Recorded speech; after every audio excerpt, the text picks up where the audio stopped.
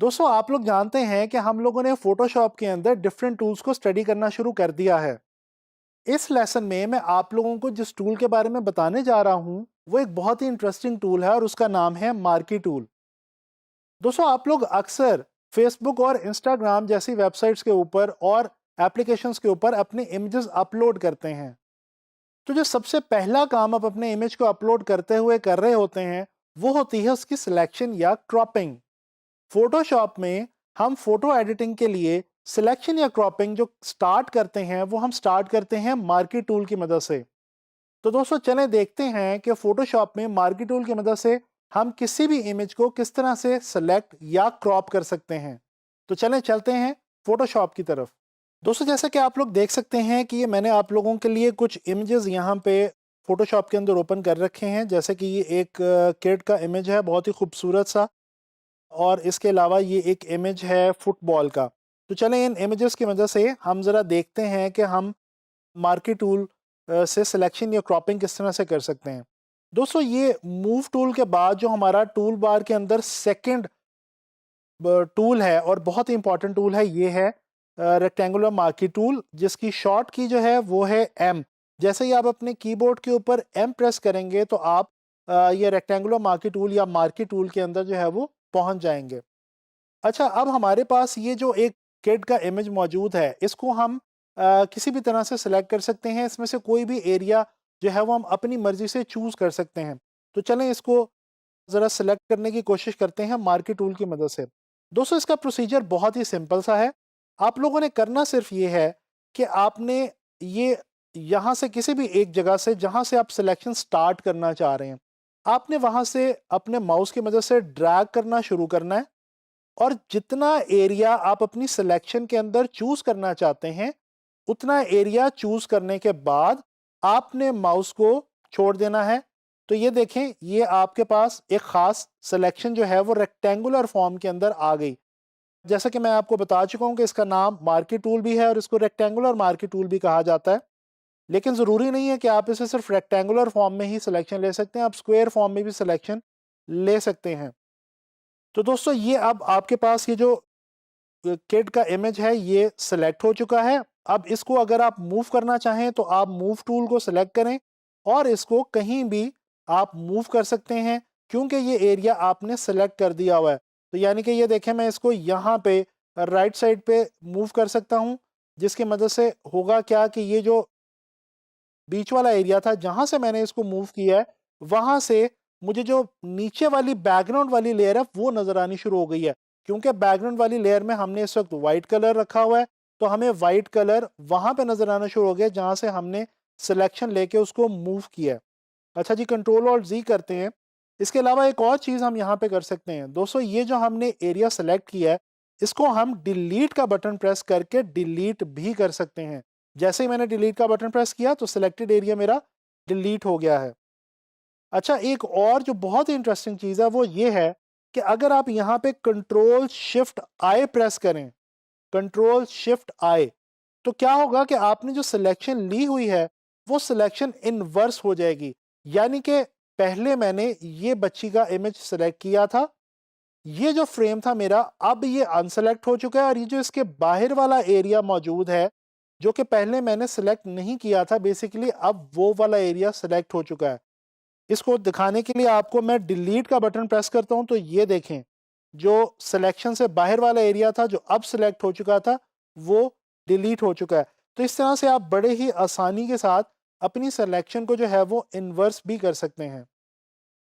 चलें इसको दोबारा एक बार रेक्टेंगुलर मार्की टूल की मदद से देखते हैं। ये देखें, मार्की टूल के अंदर ये हमारे पास 3-4 किस्म के मार्की टूल्स हैं। एक रेक्टेंगुलर मार्की टूल जो मैंने अभी आप लोगों को बताया। अच्छा, इसके अलावा हमारे पास इलिप्टिकल मार्की टूल है जिसकी मदद से हम सर्कुलर फॉर्म में जो है सिलेक्शन ले सकते हैं, थोड़ी सी इलिप्टिकल सिलेक्शन हमें मिलेगी। इसके बाद ये सिंगल रो मार्की टूल है और सिंगल कॉलम मार्की टूल है। अच्छा, ये रेक्टेंगुलर मार्की टूल की मदद से हम एक बार दोबारा सिलेक्शन लेके देखते हैं। ये देखें, अब इसका नाम तो रेक्टेंगुलर मार्की टूल है लेकिन हम इसकी मदद से ये स्क्वायर सिलेक्शन भी ले सकते हैं। जैसे कि ये इस वक्त मैंने सिलेक्शन ली और ये मैंने सिर्फ जो बच्ची का फेस वाला एरिया था उसको मैंने यहाँ पे चूज किया है और उसको मैंने डिलीट भी कर दिया। इसी तरह से इसको मैं मूव भी कर सकता हूँ किसी भी जगह पे। अच्छा जी, डी सेलेक्ट करने के लिए दोस्तों आप कंट्रोल डी प्रेस करेंगे। जैसे ही आप कंट्रोल डी प्रेस करेंगे तो आपको जो सिलेक्टेड एरिया होगा वो डी सेलेक्ट हो जाएगा। अच्छा, अब हम यहाँ पे देखते हैं जी इलिप्टिकल मार्की टूल, जो कि मार्की टूल की एक सेकंड ऑप्शन है। ये देखिए, इलिप्टिकल मार्की टूल की मदद से हम जो सिलेक्शन ले सकते हैं, ये बिल्कुल गोलाई के अंदर सर्कुलर सिलेक्शन हमारे पास आएगी। ये देखें, और जैसा कि मैंने आपको बताया, कंट्रोल डी प्रेस करते ही हमारी जो सिलेक्शन है वो डी सेलेक्ट हो जाएगी। अच्छा, इसको समझाने के लिए मैं आपको इस वाली लेयर को ऑफ करके ये दूसरी जो लेयर है, इस वाली लेयर को ऑन कर रहा हूँ। यहाँ पे आप देख सकते हैं एक फुटबॉल का इमेज हमारे पास मौजूद है। अगर हम इसको इलिप्टिकल मार्की टूल से सिलेक्ट करने की कोशिश करें तो ये देखें, ये मैंने इलिप्टिकल मार्की टूल लिया और ये मैंने जो फुटबॉल वाला एरिया था उसको मैंने सेलेक्ट कर लिया है। अब मैं इसको यहाँ से डिलीट भी कर सकता हूँ और मैं इसको यहाँ से मूव भी कर सकता हूँ। कंट्रोल डी हम जैसे ही प्रेस करेंगे तो ये जो हमारी सिलेक्शन है ये ख़त्म हो जाएगी, यानी कि जो सिलेक्शन है वो डी सेलेक्ट हो जाएगी। अच्छा दोस्तों, इसके अलावा एक और हमारे पास ये ऑप्शन यहाँ पे मौजूद है जी मार्की टूल में, सिंगल रो मार्की टूल। दोस्तों ये आमतौर पे तो यूज़ नहीं होती, लेकिन ये जो ऑप्शन है इसको आप एक इफ़ेक्ट के तौर पे अपने इमेज में किसी भी वक्त चूज़ कर सकते हैं या यूज़ कर सकते हैं। जैसे कि अगर मैं यहाँ पे आके इसको क्लिक करूँ तो ये देखें, ये एक बहुत ही माइनर सी और बारीक सी एक रो जैसी लाइन है। अगर मैं यहाँ पे डिलीट का बटन प्रेस करूँ और कंट्रोल डी प्रेस करूँ और इसको मैं ज़ूम करके आपको दिखाऊँ, तो ये आप देख सकते हैं कि बहुत ही बारीक सी एक रो की सूरत में सिलेक्शन मेरे पास आई थी और उसकी मदद से मैंने कुछ एरिया जो है वो डिलीट कर दिया है। तो ये हम डिफरेंट यहाँ पे सिलेक्शंस लेके इसको हम एक इफ़ेक्ट के तौर पे यहाँ पे इस तरह से यूज़ कर सकते हैं कि अगर हम इसको बार बार रो की सूरत में एरियाज लें और उसको डिलीट करें तो ये आप देख रहे हैं कि आपके सामने इमेज के ऊपर एक ख़ास किस्म का पैटर्न जो है वो बनना शुरू हो चुका है। इसको आप काफ़ी डिटेल के अंदर आराम से तसल्ली के साथ जो है वो सिलेक्शंस, क्लोज सिलेक्शंस लेके एक पैटर्न जो है वो आप इसकी मदद से बड़े आराम से बना सकते हैं।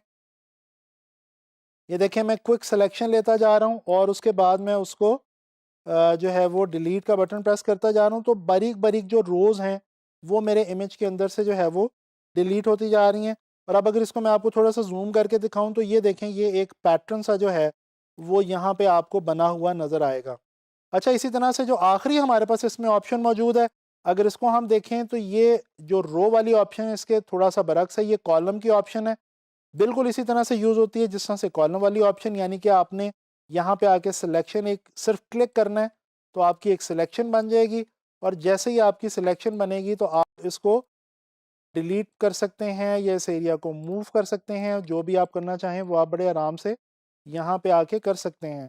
और ये आपने जो पैटर्न बनाना है इसमें आप डिस्टेंस कितना रखना चाहते हैं ये आप खुद चूज़ कर सकते हैं। फ़िलहाल मैं ये एक रैंडम पैटर्न बना रहा हूँ और इसमें मैं कोई डिस्टेंस का ख़ास कोई हिसाब नहीं रख रहा, लेकिन आप ये जब इसको एक ख़ास पैटर्न बनाना चाहें तो आप बेशक किसी ख़ास पैटर्न के अंदर इसको बना सकते हैं। ये देखें, ये एक स्क्वेरिश एक उसमें ग्रिड सी जो है वो डिलीट हो चुकी है हमारे इमेज के ऊपर से और ये एक बड़ा खूबसूरत सा पैटर्न सा जो है वो बन गया है। दोस्तों, आप लोगों ने देखा कि फ़ोटोशॉप में कितनी आसानी के साथ हम मार्की टूल को यूज़ करते हुए डिफरेंट किस्म की सिलेक्शंस ले सकते हैं और अपने इमेज को क्रॉप भी कर सकते हैं, सेलेक्ट भी कर सकते हैं। उसको हम एक जगह से उसमें सिलेक्शन लेके उस सिलेक्शन को किसी दूसरी जगह पे लेके जा सकते हैं और उसको डिलीट भी कर सकते हैं। और आपने सिलेक्शन को इन्वर्स करना भी इस लेसन के अंदर सीखा। तो मैं उम्मीद करता हूँ कि आपको मार्की टूल की अच्छे तरीके से समझ में आ गई होगी। अब आप लोगों ने इसकी बहुत ज़्यादा प्रैक्टिस करनी है।